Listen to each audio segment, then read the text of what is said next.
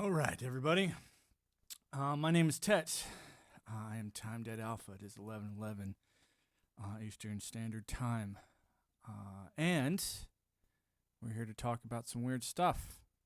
Do some weird stuff. Talk about politics. Talk about religion. You know, the forbidden things that are always kept from your work areas and your, water cooler moments.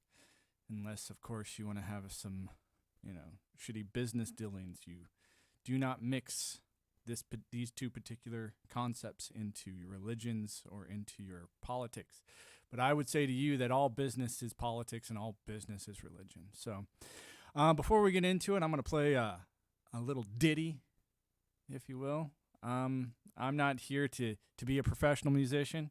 It's just a way I like to start the show. And it's a way I like to talk to people or welcome into the chat.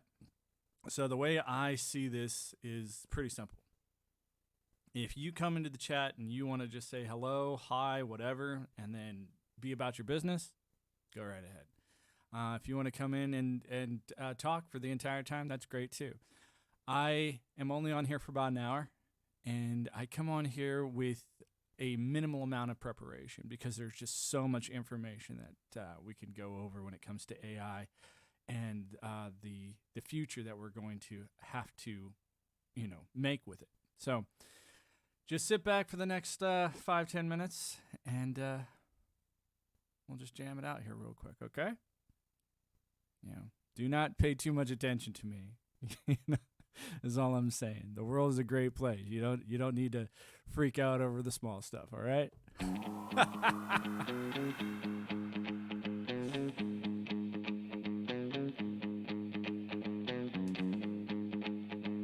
How's it going, people?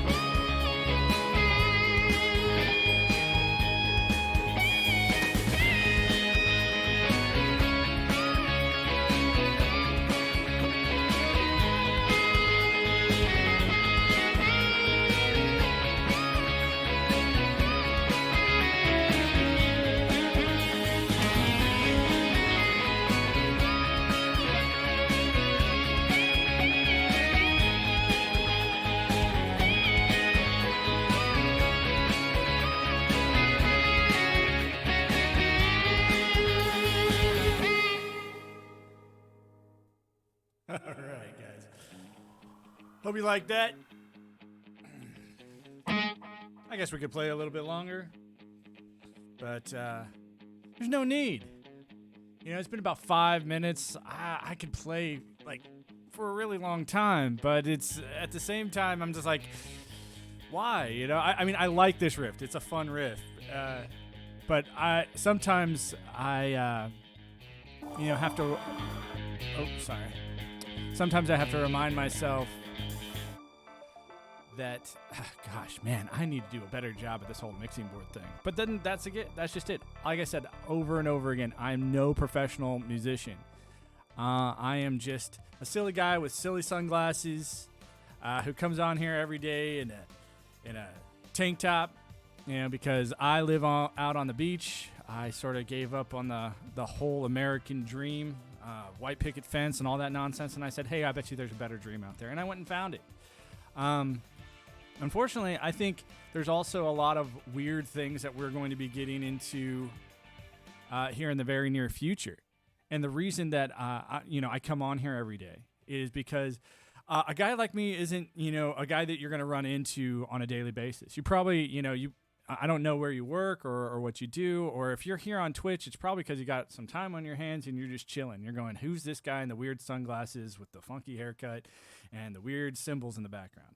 It's like, well, I wouldn't say that I'm a symbologist or that I'm a weird, type of guru when it comes to the world. I'm just saying, hey, I've been all over the world as far as it comes to, travel and things like that.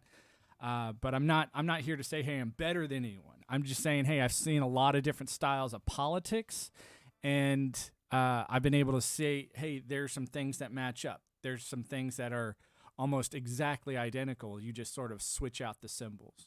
Sort of no different than you do with any other language. So a little bit of background about me is I grew up Mormon, which means back in the 80s and 90s, Mormonism and scouting, Boy Scouts of America.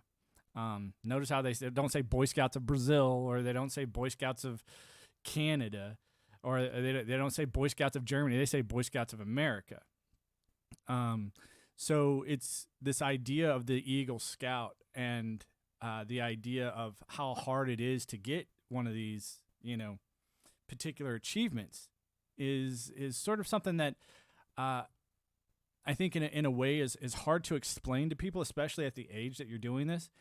And then on top of all of that, there was, in a very real way, there were serious, almost prayer-like rituals that were performed during these meetings, where we would get together and we would all stand in a circle with our particular uniforms on.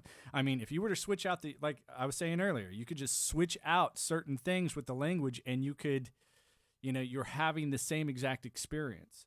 And so if I were to switch out the Boy Scout uniform, say, for example, with the priest robes, right? And I were to switch out, hey, I promise on my honor to do my duty to God and my country. It's like, whose God are we talking about here? The God of the Boy Scouts? No.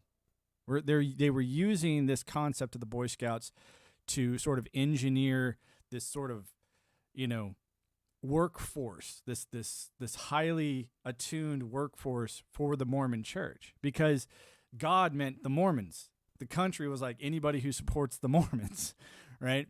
And so Mormons saw this because Mormons are nothing more than an extension of Masonry. And so the reason that I'm coming up with, I'm saying all these things is not to be, upsetting to people and say, oh, this guy's a conspiracy theorist. I'm just going, no, you have to understand that there are people out there that will never talk about, their dealings, in public. And it's not because, oh, they don't like you or they hate you. It's because we have other words for this. We call it intellectual property. We call it, need to know basis. We call it, this isn't about secrecy. This is about, hey, do I want the more people that have access to this information, the harder it is going to make it for me to push it forward. So my goal here is to say, hey, I have a little bit of not just outside education, but inner education. And that's what this channel is all about. It's like, I want to sort of talk about your politics as sort of a religious experience. And when I say religion, I'm just going, guys, if it looks like a duck and it quacks like a duck, I'm not gonna sit there and call it a dinosaur or a bull or whatever. I'm just gonna say it's a freaking duck, guys. Spade's a spade, where I come from, and it's really important. So when I got to here, this little part right here, I went on a mission to southern France, and that's where I had my world turned inside out, because all I had known was Mormonism. And I went from this 200-year-old country, or barely 200-year-old country, to a country that had thousands of years of not just religious education, but academic education. I mean, the idea of monasteries were very real, almost every other city. And, you had castles with history that was just sitting there. And so I looked at it as, wow, what was the real politics of my history? Where did this democracy come from that I swore allegiance to way back here? And that I said, hey, I'm going to do this no matter what. When I came back home, I sort of looked at Mormonism and I said, hey, I can't do this anymore. I told my parents I couldn't do it anymore. Of course, in Mormonism, just like any other cults, I was quickly shunned, shamed, ostracized, and told to get the fuck out. And anyone who's ever had to, just pick your opposition of your religious political spectrum, and you'll get the shunning, shaming, ostracization. Oh, you're not a Democrat? Well, you're a horrible, horrible, horrible person. You should be ashamed of yourself. I mean, how many times have we heard that? Shame on you. Shame on you. For telling me that my glorious leader, Dr. Fauci, is wrong, or my glorious leader, Donald Trump, is wrong, or my glorious leader. It's like, guys, come on, man. You want to scream at people to grow up, but hey, I'm guilty of the same thing. I just did it 20 years ago. Yep. And so that's why I come in here and I point out and I say, hey, my content isn't about making you feel bad, because we've all been there, right? The thing is that there is a lot of abundance out here today. I have things here at my disposal that I couldn't have imagined even 10 years ago. Having this ability to come out and just get stuff off my chest, express myself in a very, bizarre way with music. I don't come out here with high aspirations of being a rock star. I don't come out here with these high aspirations of being the best, anything. I want to come out here and say, hey, I had a life. I saw symbols and things happen on basically a yearly basis, and then it became a 4-year basis when it came to politics. And one thing I always noticed actually was that these people that were being propped up as the people to choose from were they weren't any better at life than me. And I was just like, why are we choosing between these people? I couldn't grasp it, especially when I was coming from a place in Mormonism that said, hey, we're the best of the best of the best of the best. There is no better gospel out there than what we have. And we'll take you to task on it. That was our job. It was like, hey, we're here to, do this for you. And so when people scream, hey, you're a cult, I'm like, yeah, they're all cults, actually. All religion. I mean, look at the word cult. And before I get into the etymology of that word, I want to let you guys know, past this, when I came home, I got out of the military, and I got out of the Mormon military, and I joined the real military. I joined the United States Air Force as a cryptologic linguist. So I had to learn how words work, right? I had to learn how conversation works. I had to learn it on a symbolic. I had to learn all the little mannerisms, because the first language you learn when you're speaking with somebody is not necessarily the words coming out of their mouth. What you learn is body language, hand gestures, how people emphasize certain things, what they want to talk about, wink, wink, like even that concept, wink, wink, what I mean.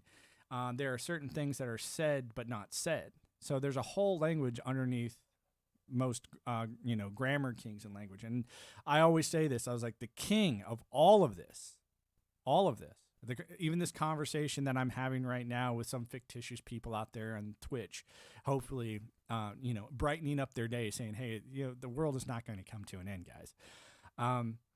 It's all built on context, and context is the king when it comes to any language, right? When it comes to body language, it's like if you come into a room right at the same time that I say wink, wink, right?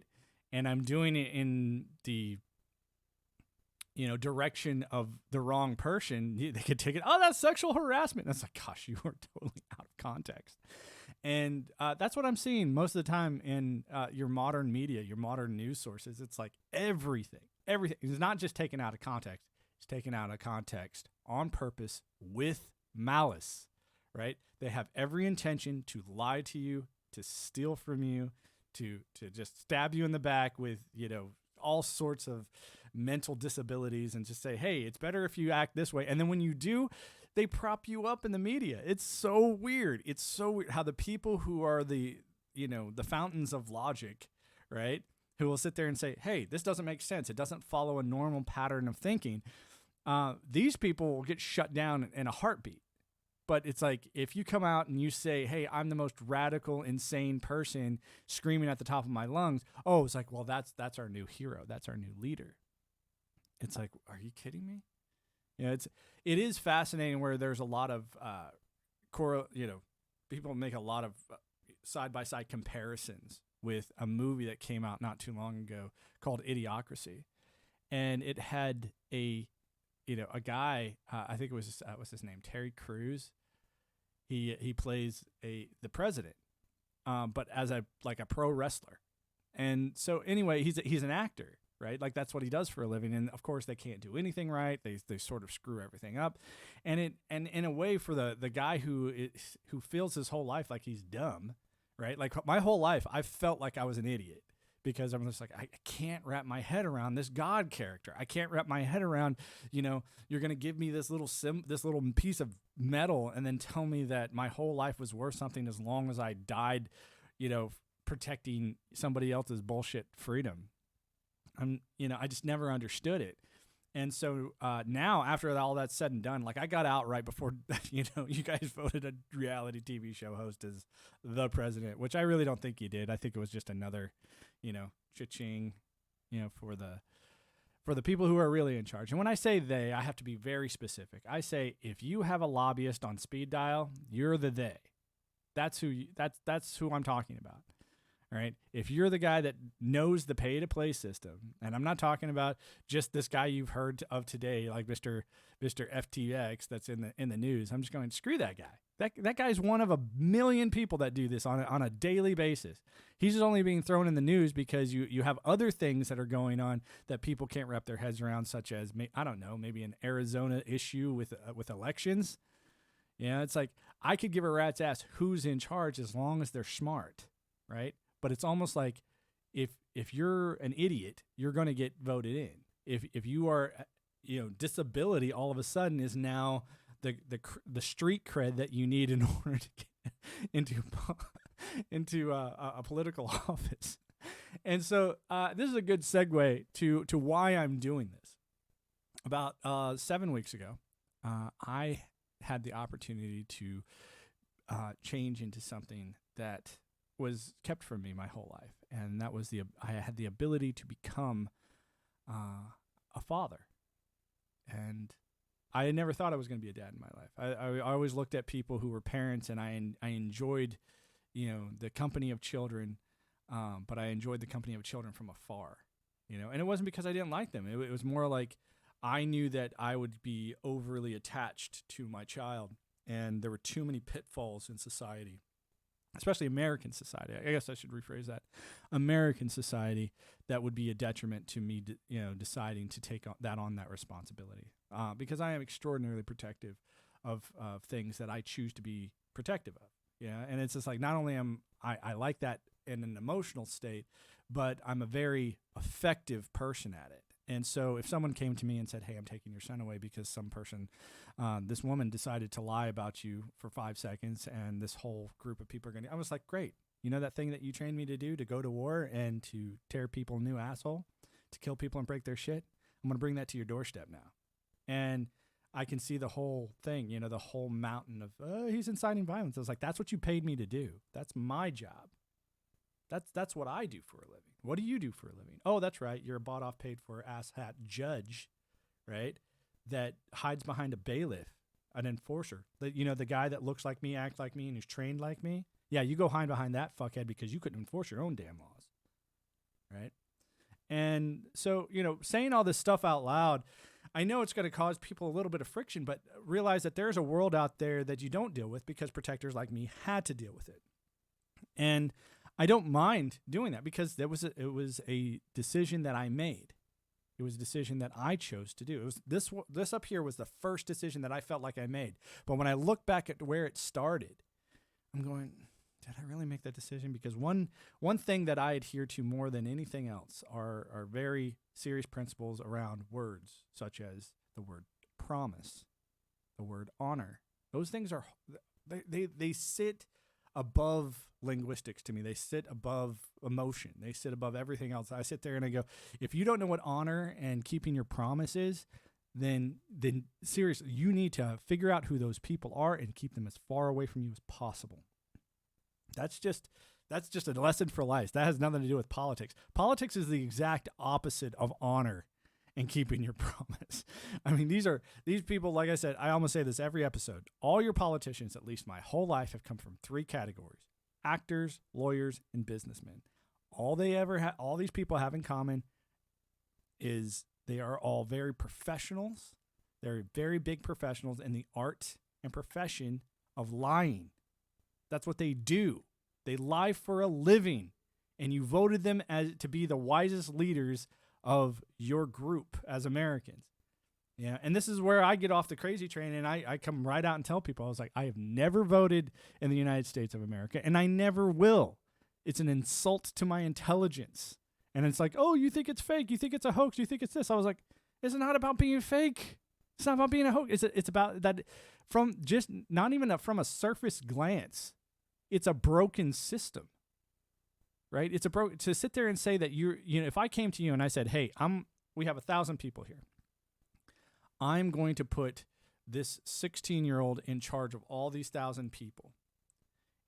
Or between that 16-year-old and that 16-year-old, you're going, hey, that 16-year-old's not qualified. It's not old enough. It doesn't have this in mind and that and da da da da da. It doesn't have the experience to do this. And I'd be like, absolutely, you're absolutely right, but I'm going to do it anyway.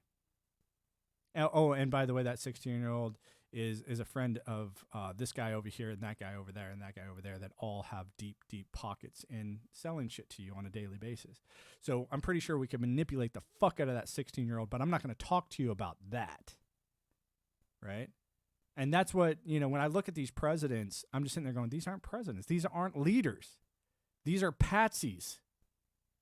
They are built up to take the fall for, doing the wrong thing. They're the guy that, you're being taught in school should be the fall guy. Yeah. And so I say this not just from a stance of the military, not just a stance from a high religious, official and one of the most prominent American religions ever. I say this as a guy who's also been to over 10 different universities and been expelled from multiple schools. I want to say I don't need to lie about who I am and my intentions of calling people out for their nonsense. Calling America out is not on my list of things to do. It's not. The reason that I'm doing this is because I know that 20 years ago, I could never have even imagined the amount of technology that I have at my disposal today. I couldn't imagine it. And in the next 10 years to 20 years, when my son is barely 20 years old, this is going to be like mud hut bullshit to him. And so that's what I'm here doing. And if along the way, if I can do that for other people, right, if I can sit there and say, hey, AI should have been in charge of your government a long time ago, no different than Google Maps. Google Maps had no problem taking over TomTom, had no problem taking over MapQuest. It had no problem doing this because it offered bigger, better services in real time that got to the customer faster. You as the citizen are the customer, right? So if you want to look at it a business way, or you as the citizen are, the person that, you are the tribe person that has the power of the vote, right? And you are the one that's the paying taxpayer. And so this idea of like, oh yeah, thank you for your taxes. Oh yeah, thank you for your taxes. Oh, what did you do with them? Need to know basis. Have a nice day. Bye. Right? I mean, that shit is ridiculous. It's ridiculous that it had to happen my whole life. But I'm sitting there looking at my son now. I'm going, this can't continue for his life. This cannot. And it's everywhere. It's everywhere. Yesterday, I was talking a little bit about a woman named Whitney Webb. She wrote a book called One Nation Under Blackmail. And I say, go check it out. I don't really follow her conclusions because I support an AI governance upgrade. That's what this whole channel is about. I sit there and say, hey, you have upgraded your life in so many different ways with this new awesome tool called the smartphone, right? And I remember it used to be a saying that we could say, oh, there's an app for that. There's an app for that. And then all of a sudden, I think someone along the line says, hey, what about politics? And then too many people, it was like, no, we got to shut that down. It's like, well, where's my app for politics? I mean, we're talking about a actually pretty simple job here. Being a politician is not hard. Actually, you don't even have to be that educated. Have you ever noticed, like, I know I have, is like when people are like, Liz Cheney this and Liz Cheney that, and I'm just going, isn't that Dick Cheney's daughter? Right? Or when people are like, George Bush this, I was like, isn't that George Bush and his son? Yeah, GW. I was like, what is this constant, like, thing where it's like, how did that person get in charge, and then how did his son get in charge? How did his daughter get in charge? How did, and then what was it? Huckabee just got put into the governor position again, and you're like, the daughter of Mike Huckabee, I think. And I'm just going, wait a second. This is not, you're not, how did it get to the point where this was possible? That, what is the chances that out of all the people in all of that area, that it was the daughter or the son that had the best possible outcome for the best possible leader? It's like, no, I don't think so. I don't buy it. I call it, this pay-to-play system has always existed, and it only can exist if they keep it as far away from the public eye as possible. And how do they do that? They control your information, right? And they control it very, very well. It's on the sacrifice that came along with all this technological advancement was the idea that the people behind the scenes that could pull the levers to say, oh yeah, we don't want you to get that information. And they basically, just like a Google search, it's a reverse Google. It's like you put in that search bar, shut down everything that has to do with, I don't know, Joe Biden's kid, Hunter Biden, right? Shut down everything that has to do with Ukraine purchases, shut down everything that has to do with this or that. I mean, just choose the person that you want to silence or shadow ban or whatever, and you watch them and YouTube does it too. It's like, oh, you've been demonetized because you didn't follow that special guideline, that special thing that is so ambiguous that we just make up and pull out of our ass. And so, yeah, sure, people will whine about it. It was like, but at the bottom of the line, at the bottom of everything, this is censorship. It's censorship, guys. It's not about, oh, well, it may be censorship. Oh, well, it's hate speech. It's like, no, there's no such thing as hate speech. It doesn't exist, right? It's a buzzword that was created to festoon and make, idiots seem and feel smart. Hey, if I say my buzzword, the algorithm will allow me to say it louder and louder and louder and louder. But if you have somebody like me who says, hey, I want to debate you on your buzzwords, they're like, no, and they run away.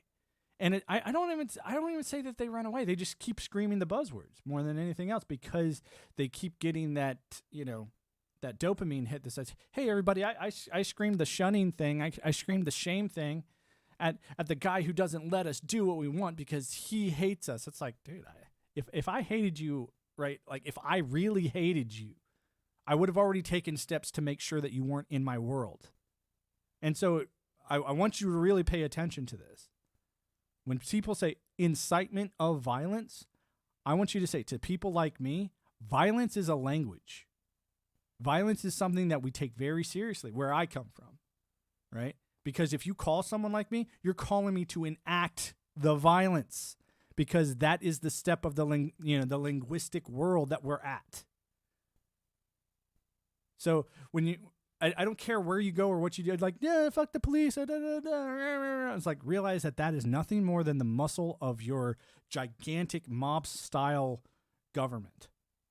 The biggest mob in the world. There's like, hey, we're the strongest country in the world. It's like, yeah, because you're the biggest mob in the world, right? And you have the biggest muscle. But that's slowly dwindling down, and it's getting replaced more and more and more by automated systems. Why would I know that? Because my job in the military wasn't just cryptologic linguistics. After I got done at Defense Language Institute, spending 2 years, 4 months there, I also went to a place down at Keesler Air Force Base where I became what's known as a network engineer. I moved from there to work in South Dakota for a while with the B-1 bombers. And then I went to Korea. And then I got to work on some pretty fun projects. I got to work on a project called TBMCS, Theater Battle Management Core Systems. And then when I got done there, I went to a place in Ramstein, in Germany. It was called Ramstein Air Force Base. And I worked for the 1st Combat Communications Squadrons as one of their data leads. Now, on the building, it says Combat Communications. I'm going to let you just sit with that for a second. And maybe, just maybe, I know what the fuck I'm talking about. Just maybe. Or maybe I'm just full of shit. That's what I give you the freedom to figure it out. That's the difference. I just sit there and say, hey, what I'm saying is completely nonsense. But when it comes to violence, either I'm right? Or I'm wrong. When it comes to violence, that is the final stage of language. We're going to figure out who's going to keep talking after that particular trigger is pulled. So it's sort of frustrating because it sort of breaks down this idea that if someone says, hey, I'm going to hurt you, or I'm going to mess you up, I'm going to do this to you, it's just like, and you have people that are afraid that they're going to follow through. It's like, no, you should be afraid if that person has the ability to follow through. You should know that. You should have done all your research. You should have already known that you shouldn't have picked a fight with that person. And we do this all the time. Like, if I'm walking down the street, sure, there's a massive amount of prejudice that I use all the time. The problem is that word prejudice has been twisted. Prejudice, meaning prejudge. I prejudge people based on how they look, where they are in a situation, because it's a play in operational risk management. It's the same thing I do with politics. I'm going, should I engage in this buffoonery, right? Knowing that the tiniest little nothing of an engagement that I get to have, called my vote, right, will have zero impact on the actual outcome because, everything is owned by the government. The media is owned by it's owned, people. So when you look at, these big, huge corporations out there like Facebook and all this other shit, I'm not here to say screaming conspiracy theory. I'm sitting there screaming people with like interests. It is in the best interest of the politician to support his paying constituents. Right? No different than any other businessman. No different than any other person who's trying to accumulate wealth and status and power. So this is where I get off the crazy train and I sort of reel it back a little bit. And I say, hey, guys, you should ask this question to yourself, and you should ask this question of all your politicians. How much more do you want? How much more do you want? I mean, that's a serious question. You're like, oh, I want it all. It's like, all meaning once you have it all, will you be satisfied? Like, how many more buildings do we have to put the Trump name on? How many more scoops of ice cream do you think Joe Biden needs to eat on camera in public? It's like the silliness that we're watching here, the nonsense. It's like why are we getting the soap opera cuts on our national media? Why aren't we getting, hey, what are they really doing? What is in that real document? And it's like, oh, well, the people will figure that out. It's like, no, because you're going to get somebody like me who wants to go out and create a YouTube channel talking about what's in those documents. And the moment that I hit a buzzword that your algorithm is already pre-programmed to, it's like, and I actually say executive order, blah, blah, blah, blah, blah, right? It's like, oh, he said it. That video gets removed. It's like, and so, I mean, I'm not saying I'm in hate with this. If anything, this whole Twitch stream to me is a practice in venting and getting things out that I've wanted to talk about for a long time. It's just a way for me to come out and here and go, this is the way I see it, guys. And eventually one day, 10 years from now, 20 years from now, when my son is ready for this stuff, he's going to look back and he's like, hey, what were you doing when I was a kid? I'm going to be like, dude, I was talking about this stuff. I was talking about AI governance. I was talking about how it's going to take over and how it's even going to outsmart your government. Like the officials that are in there right now, like no one's going to be able to debate this thing. No one's going to get on there and be like, I shall debate the AI. It's like, yeah, well, we'll see how that works out for you. It's sort of like when we started seeing it just beast mode people at games. Like, what is debate? It is a challenge. It's a form of competition between like-minded people over a particular object, right? And we are using linguistics to sway and persuade, and even sometimes I would say manipulate these so-called observers into deciding to support one idea over the other over a particular, way to go, or a particular challenge that is presented to the group. Think about this as debate is not a linguistic thing. It's a chess thing. It abides by rules. The rules happen to be the language of the time. So, for example, for Americans, it would be English. An AI would sit there and go, oh, all I have to do is beat you at English? And then I have to remind myself that most of these people in this crowd are going to just follow their Paleolithic emotions over any logic whatsoever. So I'll appeal to that first. Right? That's all this thing is going to do. It could give you the most logical outcome, but unless it does it with the pizzazz and the, hey, look at me, I'm an entertainer. If it doesn't do it with like this flair of the used car salesman, right? You fuckers don't pay attention. You don't, right? I'm telling you, like, I'm used to the world of briefings that are dry and just like, hey, you better pay attention. Here's all the information that you're going to need. It's coming at you really hard, fast, and quick, and you better have it down because you're out the door, right? And you have to be able to assimilate a lot of information really quickly. When I look at today's politicians, especially, it's like, look at this guy. Look at Trump or look at Biden. It's almost like they are the polar opposites of each other. Just from how they talk, how they present themselves, I'm like, dude, this is a play. This is a strange thing, and that's where I'm shifting this a little bit more, out of the politics. I want to say politics and religion have always been in bed with each other. They've always been the exact same, and if you look hard enough, you can see anything. I'm just saying you don't even have to look hard enough to see how this thing is working, right? We have a ritual every every January, after our president is sworn in. And they're sworn in on what? A holy book. And then they are sworn in doing what? The same thing I did down here, screaming an oath, right? And they put their hand on this closed Bible, not on the open Bible, because they're not priests. Remember that, okay? Only a priest can put their hand on the open Bible, right? When they put their hand on this closed Bible, and then they repeat these words, they're basically saying, hey, I'll do everything that's underneath this book, within this setup. One of my favorite things in the world to do when people jump back at me on this, and they're like, you're a conspiracy theorist, this is silly, this is dumb. I just sit back and I just go, okay, well, how about this?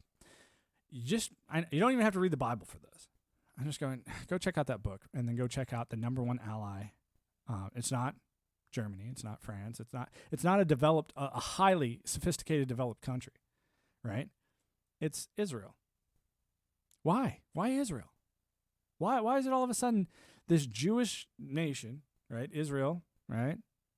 Why is Israel like the tippy top of our people that we have to make happy? And I'm like, man, that's really weird. That's odd. Until you actually go look at the Bible. And you realize that the first 5 books, right, of the Bible, Genesis, Exodus, Leviticus, Numbers, Deuteronomy, all those books are Jewish texts. Your New Testament, like the way it's written, does not exist without those books, all right? And that's everything that was ever built on. So imagine this. Without Judaism, there is no Christianity. Without Christianity, there is no America. There is no nothing. right? And so a lot of people are like, oh, that's really interesting, but I just don't buy it. I'm just like, say for example, Jerusalem were to be destroyed tomorrow, you would have a massive horde of people today going, why the fuck am I following this if God can't even, protect this holy land, right? And you wouldn't just get that from the Jewish side or the Christian side or the Muslim side. I mean, you would see a massive destabilized world very quickly if that happened, because you have people whose entire hopes and dreams for the afterlife, and I say this after talking to many people about this, right? Not just your QT folks in the religions, right? I'm talking about your street, everyone on the street. I would ask them, I was like, hey, what would happen if all of a sudden, because I was interested to see what people's reactions were. If I told you that your Christianity was all bullshit and it was a form of government that was put together by Constantine because he had to deal with a problem. He had to deal with a problem that all the provinces that he just took over were all worshiping different gods and in different ways. And he wanted to give people that freedom, but unfortunately, that always led to rebellion. And so he was having rebellions not on the similar fronts. He was having them on completely different fronts because of their belief systems. So he says one belief system, one God. He's like, what religions out there are promoting this? And it was a coin toss, actually. Here's the crazy part. You go look this up. Go look up Zoroastrianism and go look up Judaism. And it was a very close race between these two, right? About which one that was going to be the forerunner for Christianity. And then you go look up these four doctors, St. Augustine, St. Jerome, St. Gregory, St. Ambrose. And you look at what they did, right? And why they created the Bible. And they're called the four doctors of your Bible, right? Go look up the Latin Vulgate and who was in charge of that. And look at the languages that they used. They used Hebrew, right? And a new language that was developed specifically to create that Bible called Latin, all right? And it was this new creation of this new language that was going to allow the legalese of Constantine's new world, right? Because if you couldn't speak it, right, then you weren't even allowed in the room.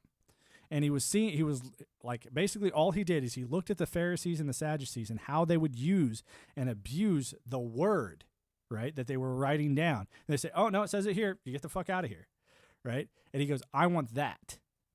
I want that, where all I have to do is like, no, you're not arguing with me, because this is what all the Pharisees and Sadducees would do. They would sit there and go, you're not arguing with me. You're arguing with the word that comes from God, right? It's the same thing that Constantine wanted. It's like, you're not arguing with me. You're arguing with the word that comes from God, right? 20 years, Nancy Pelosi steps down, 82 years old. Holy shit, retire. What's going on, crew chief? Welcome back. 20 years, Nancy Pelosi, man. Actually, she went to the same school I go to right now.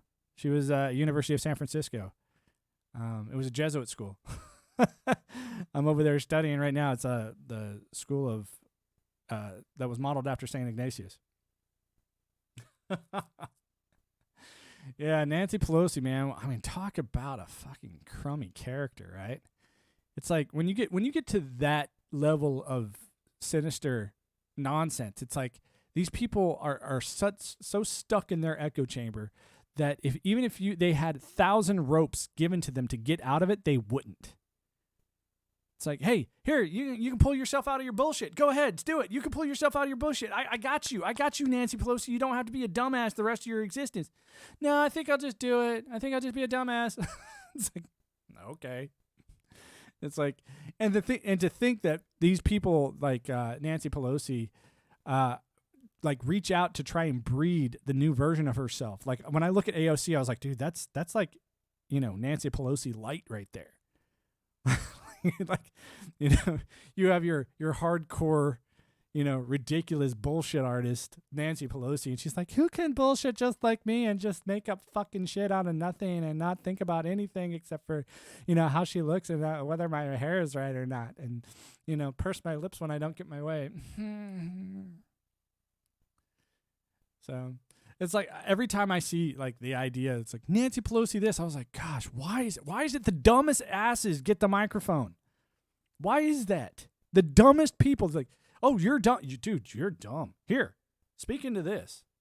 and just throw in an advertisement for me every 20 seconds, and I'll pay you this much money, and I'll put the camera on you every day. It's ridiculous. And so it's when I sit there and I think about how your media follows these people around, I mean, like, how is this not a reality show, guys? How is it not? They're like, oh, let's put this person on the magazine. It's like, dude, they're politicians. They should be working, not taking photo shoots. I mean, seriously, crew chief, could you imagine if all we did every day was photo shoots in the military? Like, would we get anything done? Like, if someone came to you and was like, hey, man, what do you think about this policy? But while you do that, could you do this in this tuxedo version of fatigues? Maybe? Mm-hmm. Maybe with a martini glass, we can make you look a little bit like James Bond or something, and, make everything nice and pretty. And then, of course, right down here, just do a small little advertisement. Say you like Lockheed Martin for me. Just say it. Just see how it feels. Let it roll off the tongue. We'll play a game called Just the Tip. Yeah, it's like, fuck you, dude. It's like they would walk up to me and be like, hey, you want to do a photo shoot? I could be like, I can photo shoot these balls in your mouth. I gotta put a tire on. Like, I have no time for this shit. That's exactly right. I swear, man. Yeah, it's like, it really does. It drives me insane. Like, I can't understand why people are so captivated,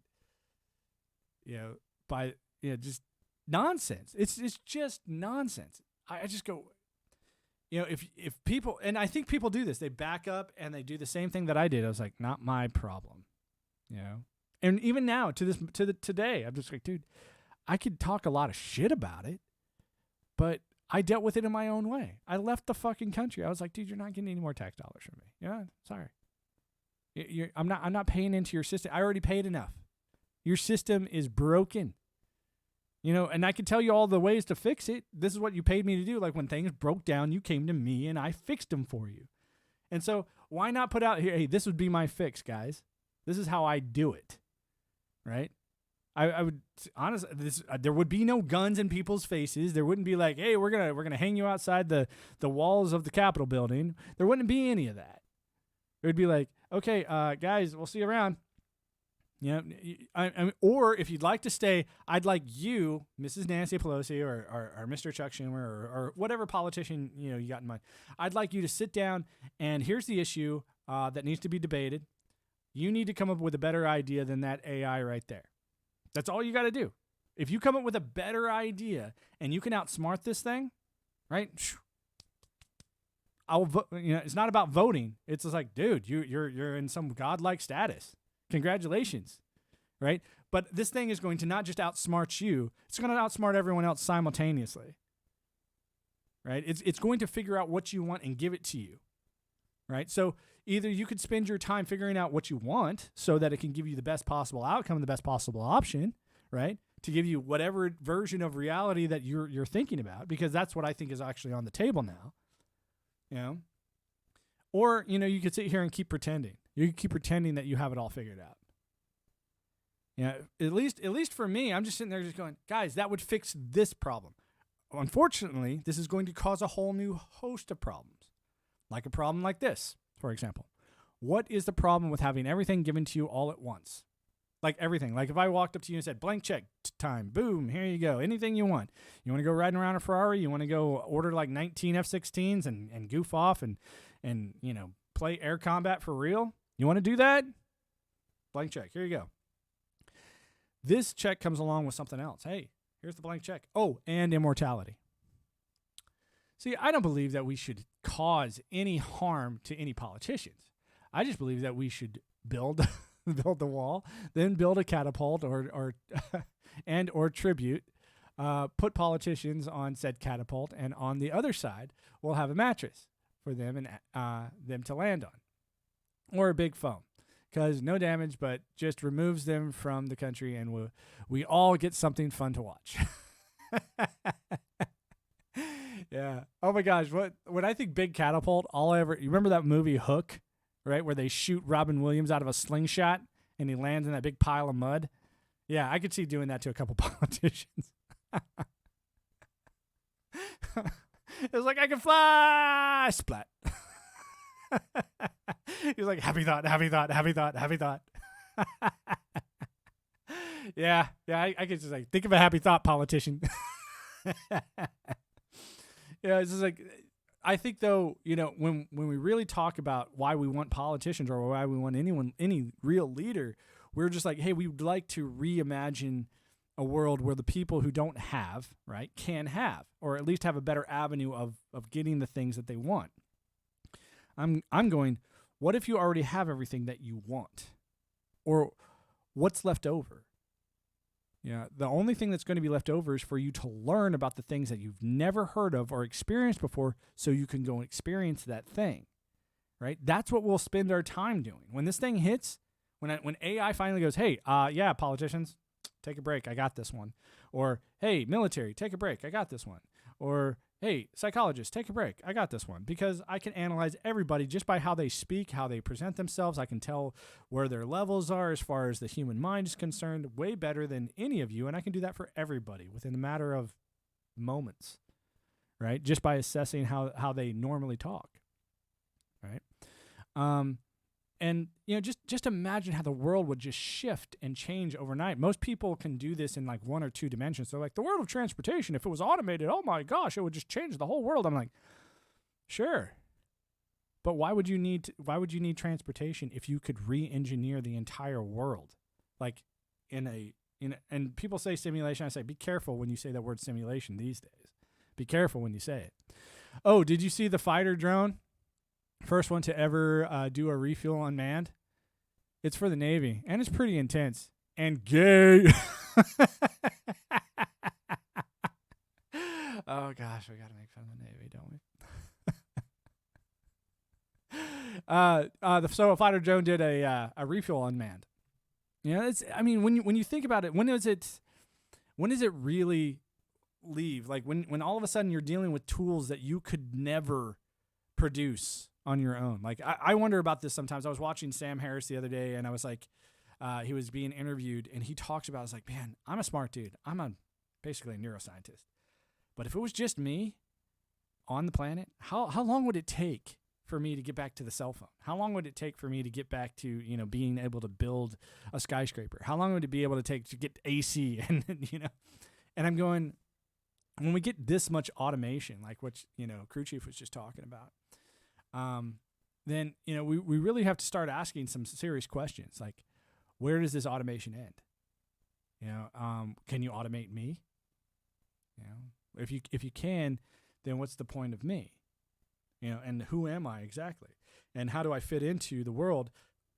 Not just politically. How do I fit in the world? Just being, this thing. Am I even allowed to be? Should I be? Should I even be here? I mean, I know these are crazy, bizarre ass questions that people are like, dude, I can't deal with this. This is too intense. But I remind people very simply, I was like, your politics is not the end all be all of existence, dumb fucks. It's not. There are harder, things to deal with. There are bigger fish to fry in our world than the ones that have to deal with skin color and genital use. And the ability to express yourself. Even if that expression does come off as hateful. I mean, everyone, I swear, has turned into my grandmother. Like, oh my gosh, you're so crass. Oh, I can't believe that came out of your mouth. Oh, you poop mouth. You poop mouth. It's like, it's like, I'm sorry that you want to go sit in your knitting corner there, Grandma. But some of us actually want to go see how this world actually fucking works. And that's the same thing. Like, this whole Nancy Pelosi stepped down. It's like, did she though? Yeah, I think she's like, I better get out of the public eye before this other shit blows up with my husband and maybe that boy he was banging that came over for another quickie. It's like, oh no, he's been here for a while. I don't know if you've been watching that shit in the news. But then once again, it's just like, dude, I could totally see that whole thing being manufactured as some weird, thing where it's just like, oh, we got to create a scandal around the Pelosi's so that we can just, they can have a way out. But, hey, crew chief, what do you think about this nonsense going on over in Arizona, man?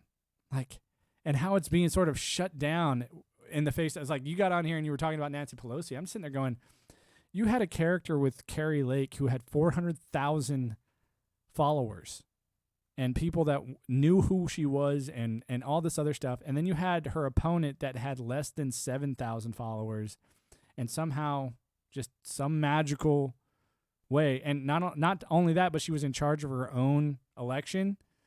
Like, I do not want to believe Americans are this dumb. But this whole idea, we demand another election. I'm just going, fuck the new election. Yeah, dude, I live here. It doesn't make any sense.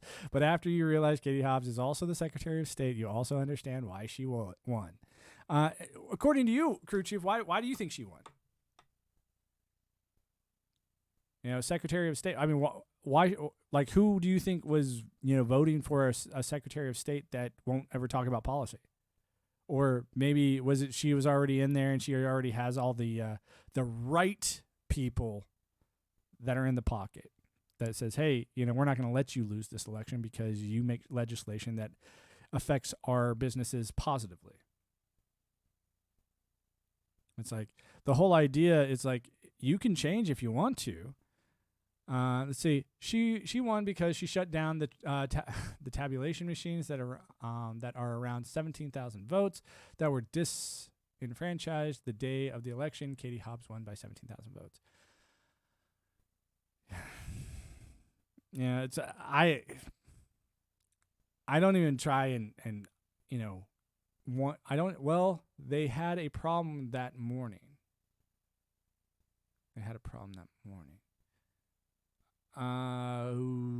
Okay. Who had the problem? Was Katie Hobbs had a problem that morning? Like I said, I see all this stuff in passing. Like, it's weird because it's like I'll be, watching something and all of a sudden something will pop up on, another part of my screen that says, oh, here's this shitty thing that Fox News wants to talk about, or here's this shitty thing that MSNBC wants to talk about. And I'm like, and of course they have the buzzwords where I'm just like, okay, let's hear this because I'm going to either hear it from them or I'm going to hear it from 19 other different people and their take on it. No, the machines were down in the morning, and they say on average 7% of the vote in Maricopa County was not counted, which was around 17,000 votes. And that was the exact same, percentage that Katie Hobbs won by. I like I said, I was actually born in Arizona, oddly enough. Phoenix. I was born in Phoenix, back in 1981. Yeah, I'm that weirdo. But if just looking at this from the outside with just the very tiny little amount of information that you get, I'm just going, I don't even care if the information is true. If I was giving this as a scenario, like I was opening a card, it's like in a particular county, blah, blah, blah, blah, and this happened, and this happened. It was the exact scenario as this. I'm going, yes, this was a fraudulent setup. That's all it was. It was just this whole card bleeds fraud. And so it's like for anyone to go, I'm in Santan right now. Okay. In Satan? Sorry. Yeah, I was born in Phoenix, but I couldn't tell you anything about it. I was gone before a year. Like I literally was just born there, and then I've never lived in the same place for more than a couple years my whole life. Like I'm one of those people that says, hey, when you say rail traveled, it's like that's all I know. So when people are like, where are you from? I'm like, Earth. that's about all I got for you, man. It's like I move. That's what I do. And even now it's like I enjoy this world. Like I live in a sort of this bizarre setup where it's like I live off of the Airbnb circuit. It's just like I see a place that I like that's in a place that I want to go stay, and I'm just like, and then I'll go there, and then I'll talk to the guy who's the owner of the Airbnb, right? And it's a fully furnished everything. It's like, hey, this is a nice little house. I like this house. It's like, how about we lower that price and I'll give you a month. And they're like, oh, really? Okay. And I'm like, here you go. No lease, no nothing. Da da da. Here you go. Yeah. No paperwork need to be done. As long as the money gets paid, they don't give a shit. I'm like, nice. Right? And if I want to leave like next month, I can leave instead of this, thing. Sign a 6-month lease. I want you here for at least a year, or I want you here for at least this. It's like, dude, fuck that. I'm done with that.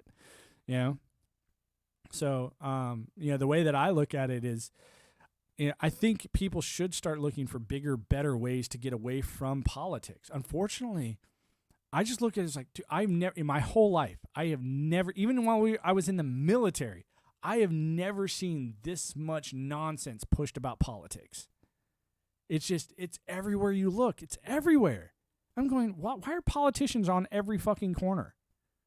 Like, they're everywhere now. It's like, dude, politicians used to be like, oh, yeah, you only hear about them when it's election season, and then you have to do some, quick preliminary, research on them. But now it's like, dude, they're the drama of the whole fucking shit show of entertainment. It's like you turn on, news, and it's like, nope, politicians on this subject. So there is no subject without the politicians talking about it. It's like, good grief, man. Like, can't anybody ever have an opinion without just going, well, it depends on what the politician says? It's like, are they fucking royalty all of a sudden? Last time I checked, that was the whole point of your democracy, was get rid of those fucking royals. And it was like, well, they have a executive privilege. It's like, and they should have checks and balances on that privilege. It's like, duh. It's like if someone's running around causing shit, and it's like, he's like, how do you rein them in? It's like, oh, well, they sort of own the legislative branch now. It's like, I see. So executive order trumps legislative branch, right? It trumps judicial branch. Yeah, pretty much. And so it just drives. It's like, oh gosh, guys, you can't think about this without going, please scrap it. This car is worse than a gremlin. It's like, let's talk about the worst ideas of all time. And I would say modern politics is. I think the idea that these politics worked before the rise of, internet or your media being bought out. Like when the printing press was just that, where you couldn't go and push somebody over. Not now. The Supreme Court slaps those things down all the time. They tried to forgive student loans. The Supreme Court, like, how about nope? That's what crew chief says. And I'm like, I just sort of laughed about the whole student loan thing. I was like, when I looked into it, and this is what I took away from it. They're like, yes, we're gonna give you up to $20,000. I'm like, dude, but the average student loans are way more than $20,000. And this is coming from a guy who's still at university, who's been to 10 different ones, who sees the bills. And I'm going, yep, this is how I can use my GA bill to not pay that. This is how I can use this. This is how I earned a benefit that I can actually use that sets me apart from the rest of you fuckheads. No different than going out and earning the money yourself. But what I think is hilarious is that money that they were going to use for this student loan repayment bullshit. I'm just going, they were going to take it from the Pell Grant world. This government slush fund called the Pell Grant. And the only way that you could get it was if you hadn't been granted a Pell Grant that you were already qualified for. So it was just a bullshit play on words. It was. I don't know if you remember, like a week or so ago, they made this statement like, Social Security people should be happy because they're going to get a massive bump in their pay for over there. It's like, and they worked really hard for that. It was like, no, they're getting a bump in their pay because it's directly related to the cost of living, issue, right? If the cost of living goes up because of inflation, guess what? That increase also comes with, ta-da, like you have to pay them in the military knows this because that's how we always get paid. I look at the military and they're like, dude, all of us, everyone who works on that side of the government, right? They're all just going, hey, we just got a massive 10% increase in our pay. And once you get it, it's not like, hey, a year comes along and it goes down. You ever notice that, crew chief? It's not like a year comes along and it goes away. It's like, hey, we have a, 5% decrease. So imagine this, crew chief, like the way I looked at it was like, man, I don't know if I want to say this out loud because I'm on the, receiving end of this. Maybe I'm the part of the conspiracy that I talk about all the time. It's like, man, if I say it's like, man, maybe they just caused inflation so they could all get a pay raise. And then like after January, they're just going to, try and, skirt inflation again. It's like, oh, we just needed to be really, really high for this particular count. That's why I'm hoping to get this inflation under control and the prices go down a little bit so I can have this nice little bump in my pay. Exactly, right? I bet you everyone's thinking that. I'm like, dude, my shit goes up by like 10% and then all the inflation goes away. No, somebody just walked away with a little bit of extra. But, I mean, even still, it's like, even with all this stuff, I'm just going, man, the world would still be a way better place without, this constant dependency on somebody else's version of money. I mean, I look at it as like exchange for services is great. You should always have that. You should always have a good idea of exchange for services and goods. But to sit there and say, oh, well, here's this random fiat thing that allows me to exchange it, that to me is no different than language. It's just something that we agree upon. We go, hey, this will equal this many of that. That's all it is. And I'm just going, okay, well, what would happen if you could have everything you've ever wanted and it was easily sustainable? I know the first knee-jerk reaction that most people have is like, well, how do we get to there? How does that happen? And my response is like, forget about the how. Would you go for it? And most people would be like, yeah, of course. If I could just get endless sustainment for anything that I want, yeah, I would go for that right away. It's like, okay, all right. So let's make that the goal. Let's not make the goal like an endless piggy bank for me and my friends. Let's make the goal endless limitless sustainment for everyone. What if that was the goal that people ran on as far as politics was concerned? What if they ran on that? And like, oh, well, how are we going to get there? It's like, oh, I have a detailed list right here.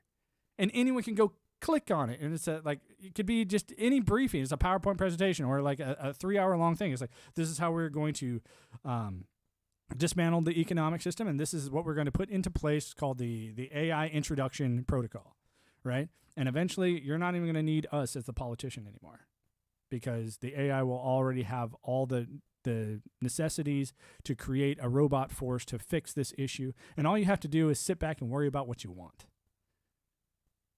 I can see crew chief like, dude, that smells like a fucking trap. That smells like a trap, man. That's a trap over there. Anyway, guys, I'm going to go ahead and get out of here. It's been a little bit over an hour. It was fun bullshitting with crew chief, talking about little old Nancy. But like I said, I'm on here every day between probably 11 and 1. Sometimes I go a little bit longer. Sometimes I missed like 3 days in a row because a rat, I shit you not. Like I live in a really nice area, but we had these massive rainstorms that came through and all of a sudden my internet was going shit and I have fiber, right? And I'm like, man, what's going on? My internet's like, have a great day, my dude. You have a great day there, crew chief. I was just giving you a little explanation. I missed a couple days because an actual animal chewed on my fiber cable, right? Outside my house, right? Outside, like out in because I live like next to the jungle here, on the coast. And this thing came out here and chewed up my cord. And I was like, dude, it just ruined it. And I had to get somebody to come out and fix it. But it's all good now. Now I'm like, zoom, zoom, zoom, zoom. Beautiful internet back up and running. Anyway, I will see you tomorrow. If you swing by, crew chief, I'll like talking to you again. And if you're in the chat, here's the thing. I come on here every day between 11 and 1 Eastern Standard Time, and I shoot the shit for about an hour, and I'll never ask you for your money. So if you want to give me a follow, great. If not, whatever. Don't worry about the subscription, and I will see you guys tomorrow.